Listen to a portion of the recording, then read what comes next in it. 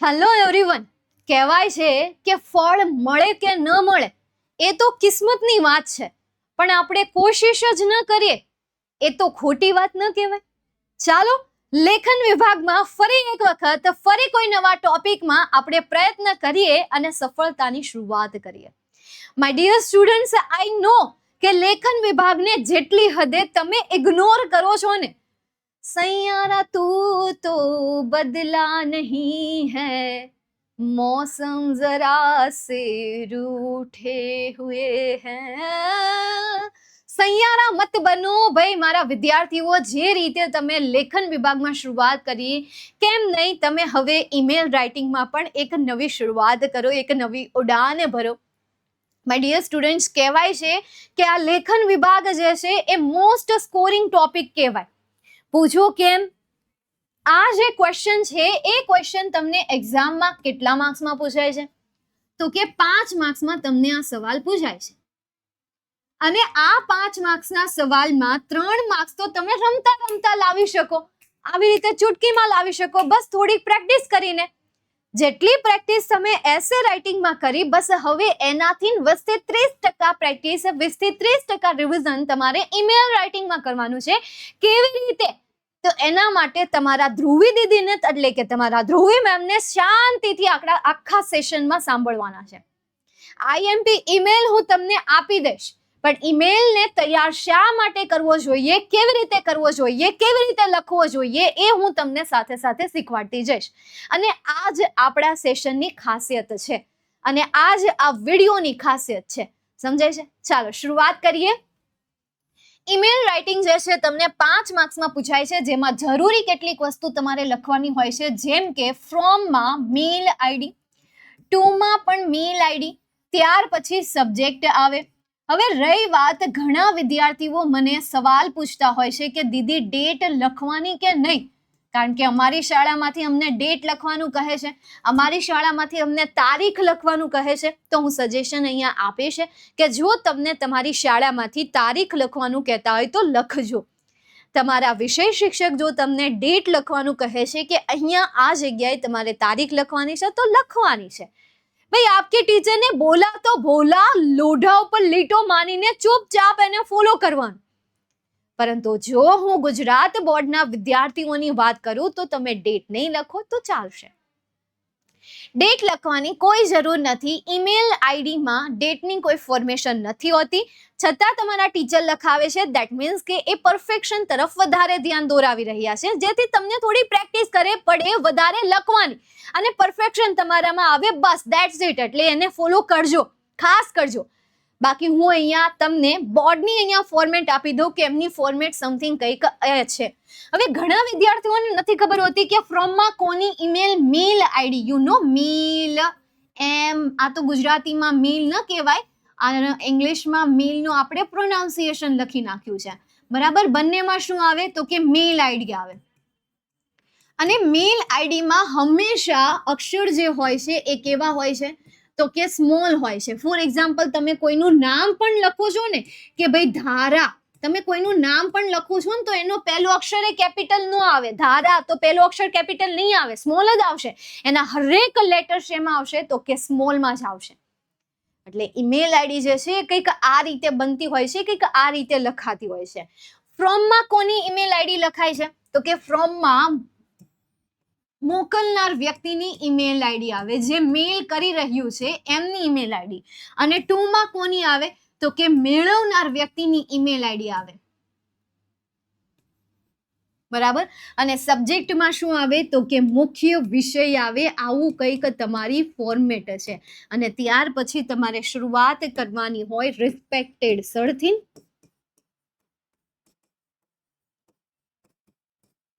અથવા તો તમે ડિયર થી શરૂઆત કરશો, બરાબર. ડિયર ફ્રેન્ડ, લવલી ફ્રેન્ડ, વગેરે વગેરે વગેરે. Lovely friend, dear friend, dear sister, dear brother, dear mamma, dear papa, dear dada, dear dadi. આવી રીતે કંઈ પણ તમે ઘરના કોઈ પણ હોય તો ડિયર. પરંતુ જો આપણા સર ટીચર છે, આપણાથી મોટા છે, કે જેને આપણે સર, મેડમ, ટીચર કહીને બોલાવીએ છીએ, તો ત્યારે તમારે રિસ્પેક્ટેડ વર્ડ યુઝ કરવાનો રહેશે. બાકી તમે તમારા દાદા દાદી, મમ્મા પપ્પા, ભાઈ બહેન, મિત્ર, સખા સખી, દોસ્ત, આ બધા માટે તમે યુઝ કરી શકો ડિયર. ક્લિયર? તો આનાથી શરૂઆત કરવાની. હવે આટલી વસ્તુ લખો છો ને તો આટલી વસ્તુના માર્ક્સ તમને ખબર છે કેટલા છે? 1.5 આના માર્ક્સ છે. તો કેમ ન લખાય? આ વસ્તુ તમારે જાતે લખવાની જ નથી, આ વસ્તુ તમને ઓલરેડી ક્વેશ્ચનમાં આપી દીધેલી છે. એટલા માટે આ જે ક્વેશ્ચન છે એ મોસ્ટ સ્કોરિંગ ક્વેશ્ચન છે કે જેમાં તમે થોડું ઘણું લખીને 1.5 to 2 માર્ક્સ મેળવી શકો છો. 5 માર્ક્સથી તમે 2 માર્ક્સ તો આમને રમતા રમતા લઈ શકો.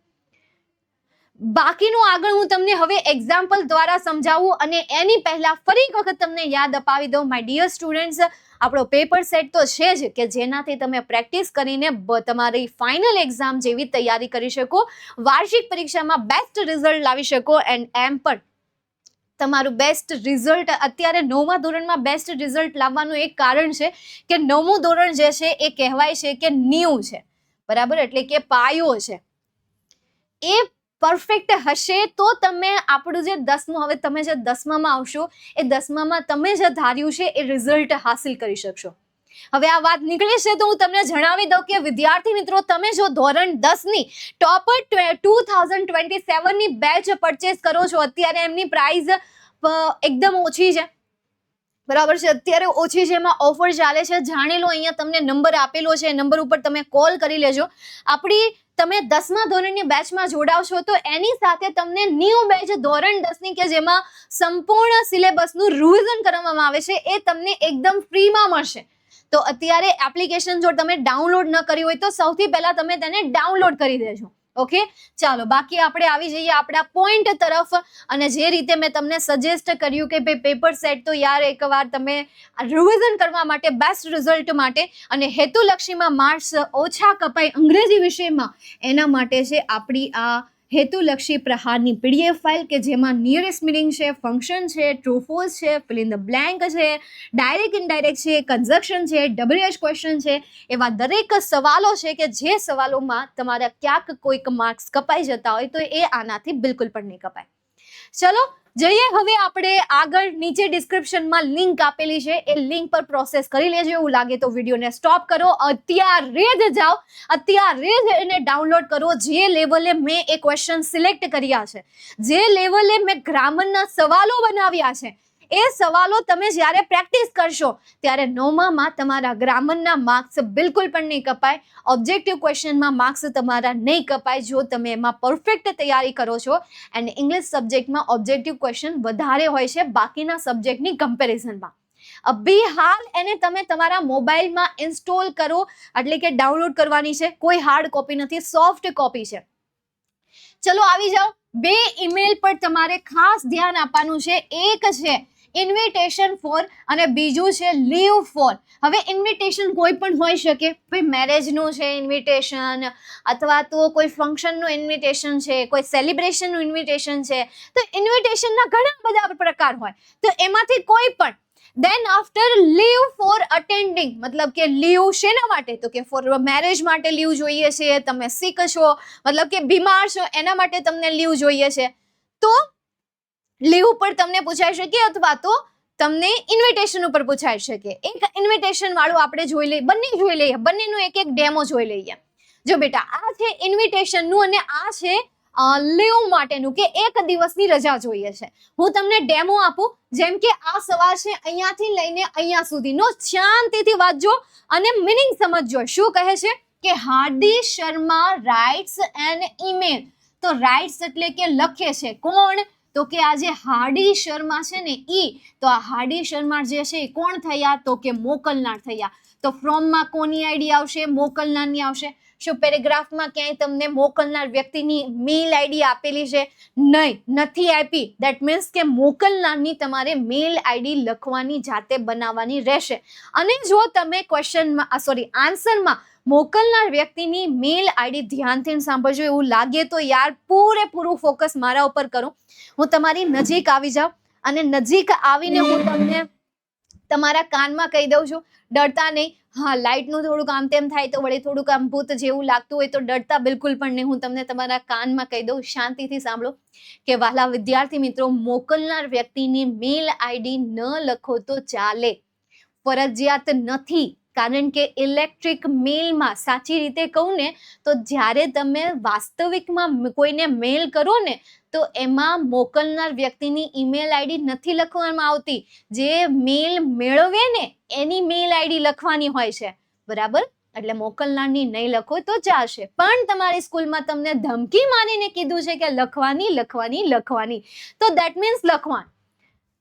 મેં તમને પહેલા કીધું કે તમારા ટીચરે જે તમને કીધું એ લોઢા ઉપર લીટો ગણાશે. ઠીક છે, ચાલો આગળ વાંચીએ. કોને કરી રહ્યા છે તો કે mkb543 gmail.com ને એ મેલ કરી રહ્યા છે કે જે તેણીના ટીચર છે, asking for a days leave.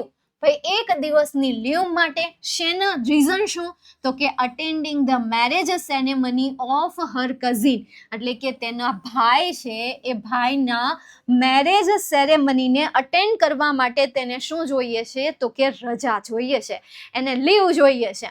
તો જો મેલ આઈડી અહીંયા મેળવનાર વ્યક્તિની ક્યાંથી ઉપાડી? આપણે આ સવાલમાંથી ઉપાડી.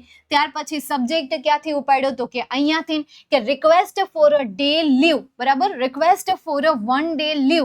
જાતે કશું જ નથી લખ્યું, અહીંયાથી જ રીઝન ઉપાડીને સબ્જેક્ટ તરીકે બનાવી દીધો છે. નેક્સ્ટ હવે આગળ જુઓ. ડિયર મેમ અથવા તો સરની જગ્યાએ તમે રિસ્પેક્ટેડ સર અથવા તો મેમ પણ લખી શકો. મેમ માટે તમે ડિયર વર્ડ યુઝ કરી શકો. ભાઈ કારણ કે મેમ છે, મેમ આપણા હવાલા હોઈ શકે ને સર પણ આપણા વાલા હોઈ શકે. પ્રિન્સિપલ છે અથવા તો સુપરવાઇઝર છે તો એમના માટે આપણે રિસ્પેક્ટેડ વર્ડ યુઝ કરીશું. તો I hope you are doing વેલ. આ તો ભાઈ તમારે લખવું હોય તો ઠીક છે, નહીં તો સીધી તમે શરૂઆત કરો કે I am writing to request 1 day leave on, પછી ડેટ મેન્શન કરો, to attend the marriage ceremony of my cousin. તમે જુઓ અહીંયાથી જ આ સેન્ટેન્સ છે કે ભાઈ for a days leave for attending the marriage ceremony of my cousin. અહીંયા જે હર છે એ હરનું એણે શું કરી નાખ્યું છે તો કે માય કઝિન લખ્યું છે. તો પહેલી લાઈન એણે જાતે નથી લખી, પહેલી લાઈન સવાલમાંથી ઉપાડીને જ લખી નાખી છે.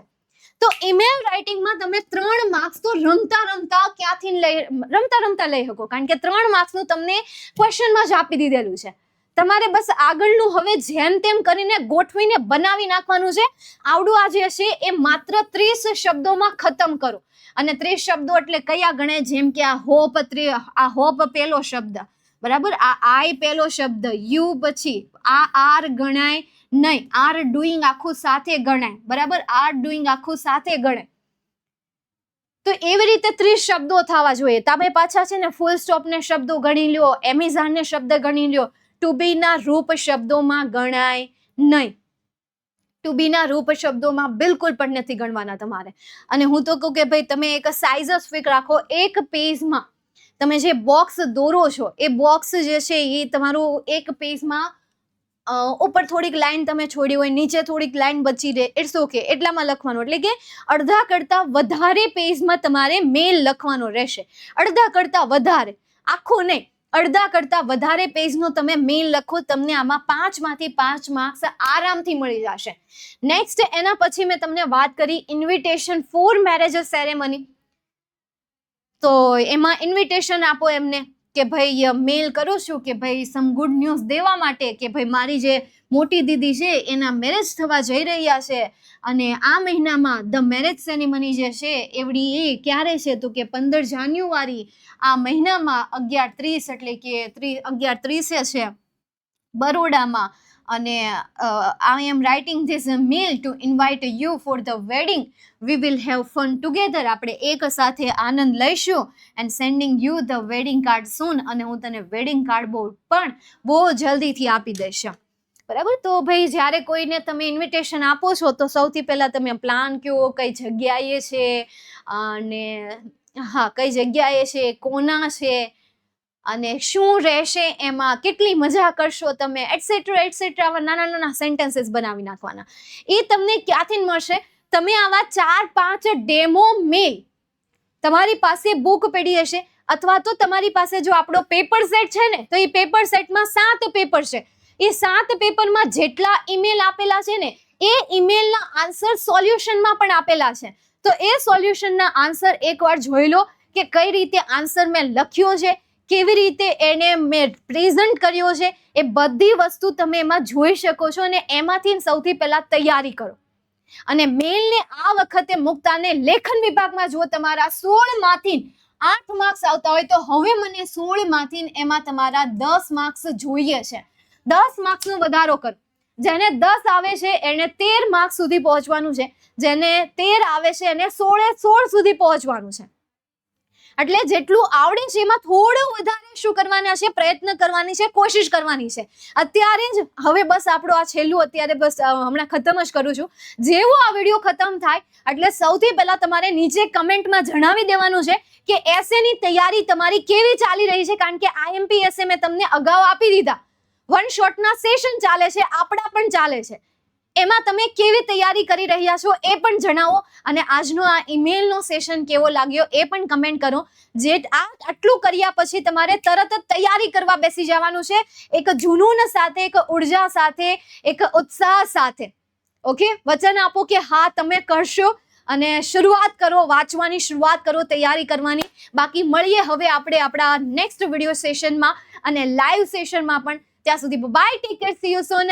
જોરદાર તૈયારી કરો, શાંતિથી તૈયારી કરો, ટેન્શન ન લો. અમે છીએ તમારી સાથે. ઇંગ્લિશમાં તમારા ધ્રુવી દીદી તમારી સાથે છે, તો ફિકર નોટ. બરાબર. Bye, take care, see you soon. આવજો.